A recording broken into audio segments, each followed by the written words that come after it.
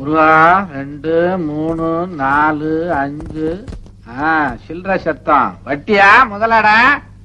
என்ன பெரியப்பா வட்டியிலே இருக்கீங்க? நான் தான். எப்படி இருக்கீங்க பெரியப்பா? ஏண்டா ஆட்ற? கூட இத தூக்கிட்டு வர்றதுக்கு ஒருத்தனா?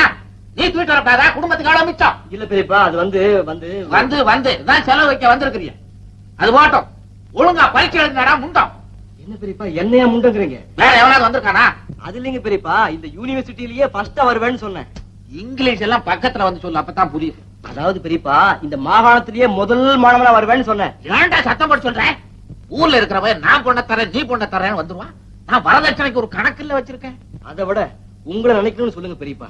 எங்க குடும்பத்துக்காக நீங்க எவ்வளவு செலவு செஞ்சிருக்கீங்க? என்ன செலவு மாத்திரம் சொல்ற? வட்டி ஞாபகம் வச்சுக்க பெரியப்பா, வட்டி முதல் எல்லாத்தையும் சேர்த்து கொடுத்துருவேன். நீ புச்சாலிடா, கெட்டிக்கார போய் நல்லா படிச்சிருக்க. இது உங்க வீடு மாதிரி, தாராளமா கேட்டு சாப்பிடுங்க, கூச்சப்படாதுங்க. ஐயா, குழந்தைக்கு பிறந்ததுல இருந்தே கண்டுபிடி இருக்குங்களா? ஆமா ஆமா, ஆண்டவன் இந்த கொடுமையை செஞ்சிருக்க வேண்டாம். மாமா, எனக்கு இப்படி ஒரு குறை இருக்கிறதா நான் நினைச்சு பார்க்கறதே இல்ல. ஆமா, கண் பார்வையை பொறுத்துட்ட கடவுள் அவளுக்கு நல்ல புத்திசாலித்தனத்தை கொடுத்திருக்க. ஏன் மாமா, உங்க பேரெல்லாம் நான் தெரிஞ்சுக்கவே இல்லையே. என் பேர் முராரி, என் பேர் கேதாரி, என் பேர் பராரி. உங்க பேரெல்லாம் ரொம்ப புதுமையா இருக்குதுங்க. இதெல்லாம் எங்களுடைய புதை பெயர்கள். எங்க சொந்த பேரு நான் சிவா, இவன் முத்து, அவன் நாலு. இந்த உலக சுற்று பயணத்துக்காக பேர்களை எல்லாம் அப்படி மாத்தி வச்சிருக்கிறோம். அப்பா, இந்த வீட்டு சாப்பாடு இவங்களுக்கு பிடிக்கல போல இருக்கு. இதுக்கு முன்னாடி இந்த மாதிரி சாப்பாட்டை நாங்க சாப்பிட்டதே இல்ல. இதுக்கு முந்தி சாப்பிட்ட சாப்பாடு இருக்க இதே மாதிரி தான் இருந்தது. இல்ல, நீங்க சும்மா சொல்றீங்க. இதுக்கு முன்னால சாப்பிட்ட சாப்பாடு இது மாதிரி இல்ல, அதனாலதான் நீங்க எல்லாரும் சரியா சாப்பிடுறீங்க.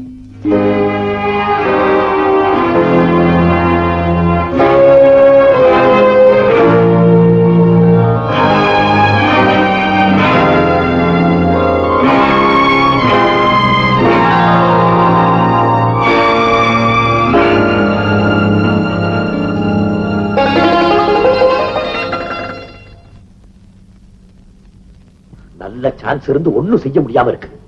இப்போ இரும்பு பெட்டி உடைச்சு பணத்தை எடுத்தோன்னு வச்சுக்க, எப்படி எங்க கூட ஓடி வருவேன்? காலை உடைச்சு படுத்துக்கிட்டா. இது வரைக்கும் பட்ட வேதனை போதாதா? மறுபடியும் திருடணுமா? வேண்டாம் சிவா, சும்மாடா.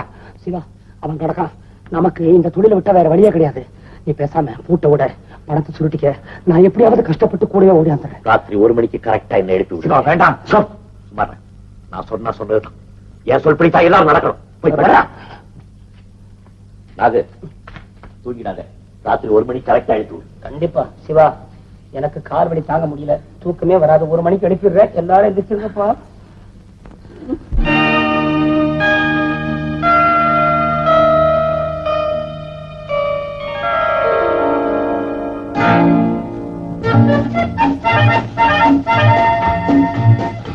என்னடா அது? கூட்டு தரக மாட்டேங்கிறேன். கூட்டு புறா சரக்காக போயிடும். சாரி,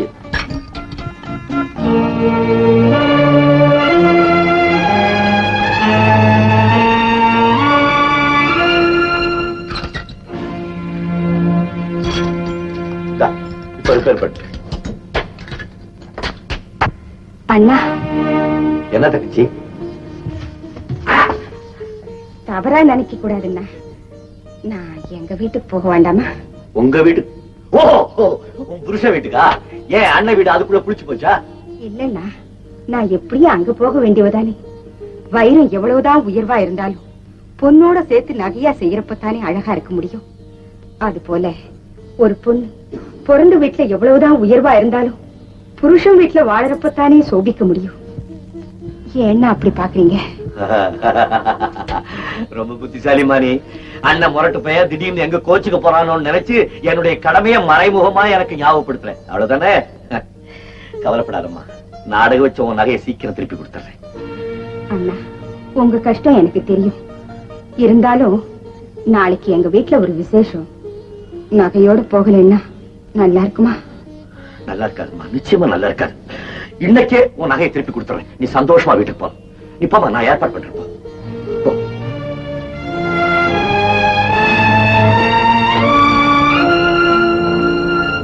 வணக்கம் சேட்.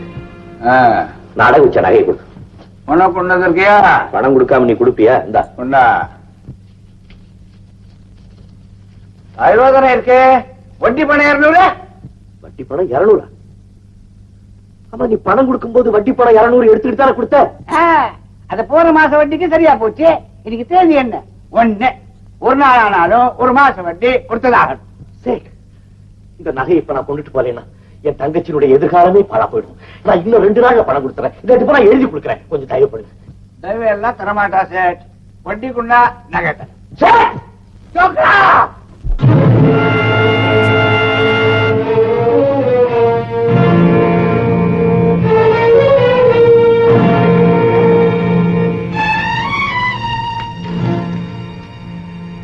நகையெல்லாம் கொண்டு வரலையா அண்ணே?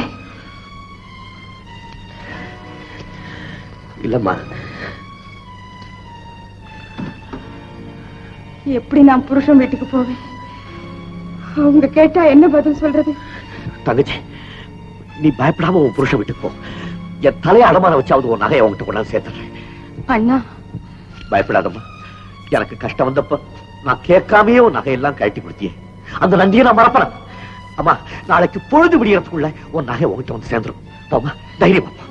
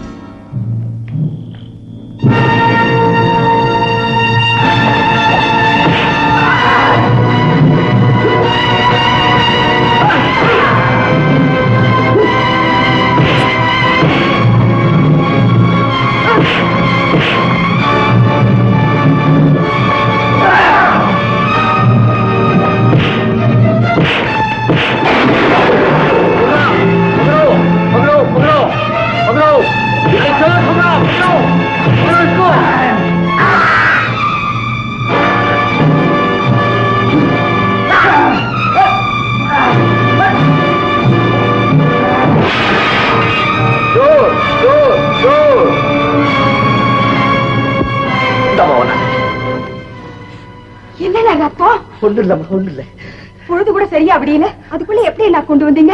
இந்த இருட்டுதாம்மா உங்க அண்ணனுடைய கௌரவத்தை காப்பாத்துது. பொழுது விடிஞ்சிச்சுன்னா என் கௌரவமும் போயிடும். என்ன சொல்றீங்க? நான் ஒண்ணும் சொல்லலாமா. நான் இங்க வந்துட்டு போறதே உன் புருஷன் கிட்ட சொல்லாத. நான் போயிட்டு வரேன். காஃபியாவது சாப்பிட்டுட்டு.